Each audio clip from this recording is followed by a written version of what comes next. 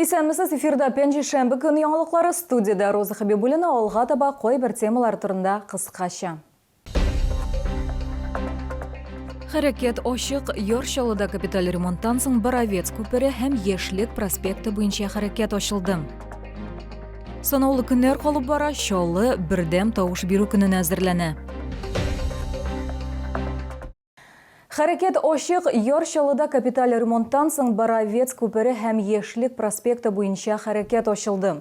Тантаналы чарада республиканың транспорт һәм юл хуҗалыгы министры Фәрит Ханифов һәм шәһәр мэры Ноил Мәгдиев катнашты.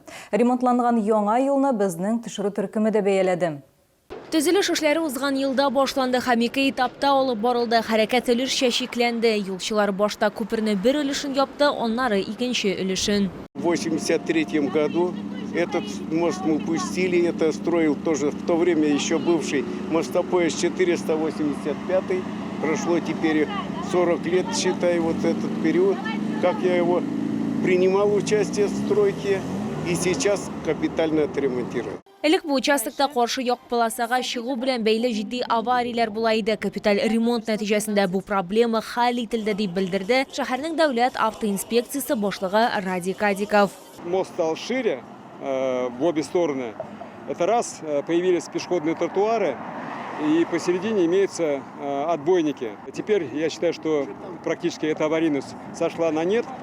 Это не только комфортно, это в первую очередь безопасность. Боровецкий күпере һәм Яшлек проспектында хәрәкәт ачылу белән котларга республиканың транспорт һәм юл хуҗалыгы министры Фәрит Ханифов һәм шәһәр мэры Ноил Мәгдиев килде.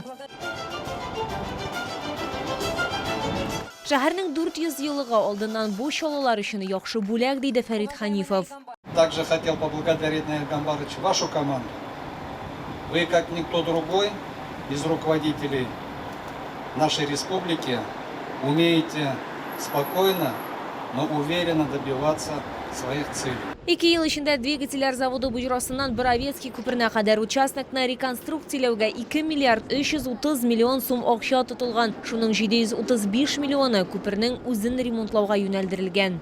Безусловно, то, что сделано с расширением проезжей части, созданием более безопасных условий для передвижения не только транспорта, но и велосипедов, пешеходов. Всем большое спасибо за ваш труд.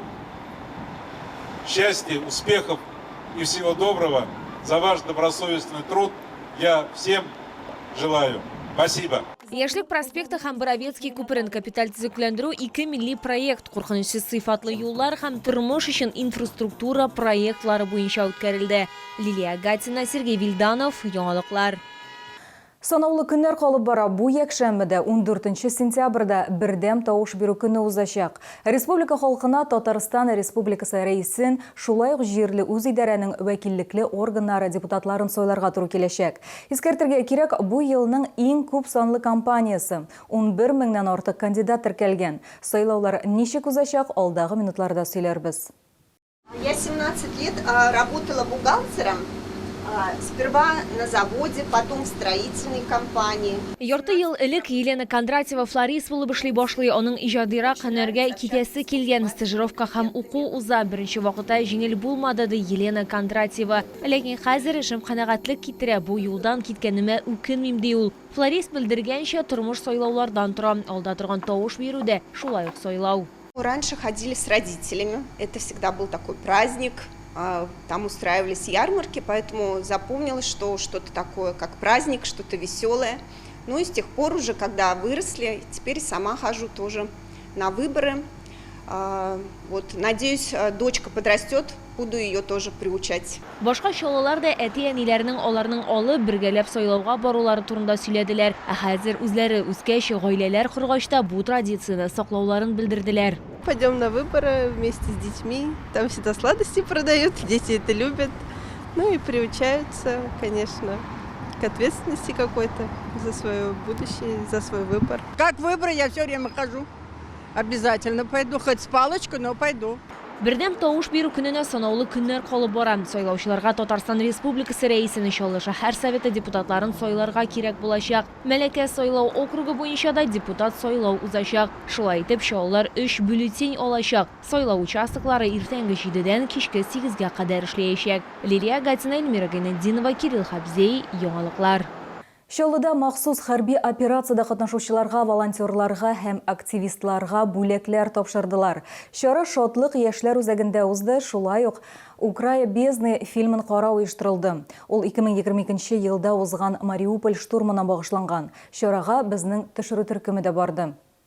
Герман Шевчук хәрбиләр династиясеннән ул бабасы, әнисе һәм абыйсы эзләре буенча киткән Россия оборона министрлыгы белән контракт төзи. Махсус хәрби операциядә ул 2022 елдан бирле. Сугышларның берсендә ул снайперлар командиры перегруппировка вакытында сугышчан иптәшләрен каплый. Дошман аларга минометтан ата.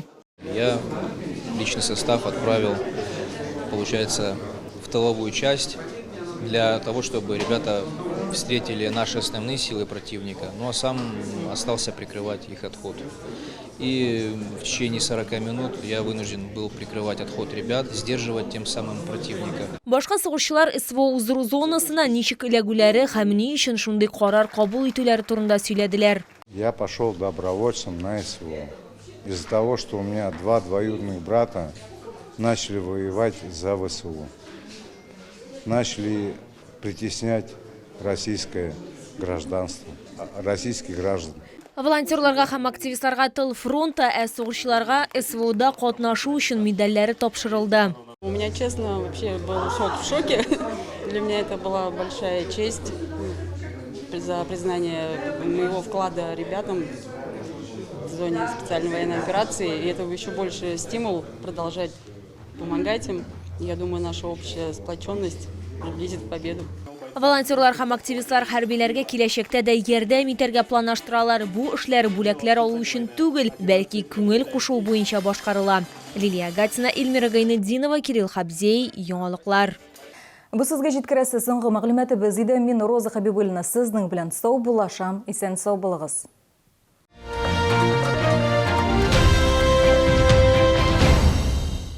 Гуляй ярмарка! В магазинах Победа колбаса вареная юбилейная 149,90 за килограмм. Крупа гречневая царица полей 49,90. Санаторий «Радуга». Пенсионерам бесплатный трансфер и теплый прием. Широкий спектр лечебных процедур. Оздоровление природой. Трехразовое питание халяль. Звони, бронируй. 20 56 26.